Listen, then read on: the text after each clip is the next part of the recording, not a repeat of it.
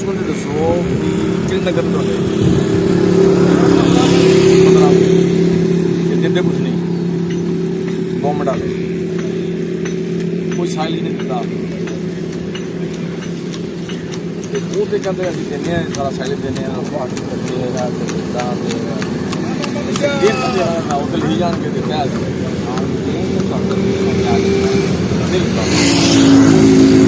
ਕੋਈ ਆਈ ਕਿੱਥੋਂ ਜੇ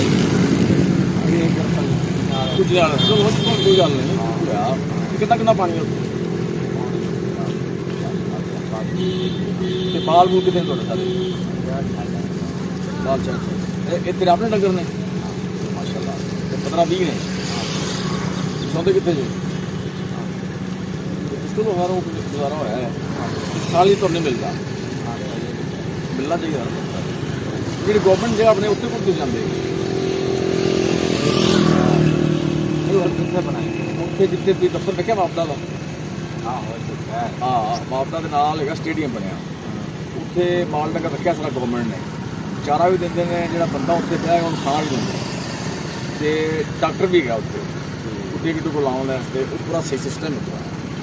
ਅਗਰ ਜਾਣਾ ਉੱਥੇ ਜਾਣਾ ਚਾਹੀਦਾ ਅਗਰ ਜੇ ਤੁਹਾਨੂੰ ਜਾਣਾ ਚਾਹੀਦਾ ਤਾਂ ਜਾਣਾ ਚਾਹੀਦਾ ਤੁਸੀਂ ਜਾ ਸਕਦੇ ਹੋ ਖੁੱਲ੍ਹੀ ਜਗ੍ਹਾ ਨਾਮ ਕੀ ਹੋਣਾ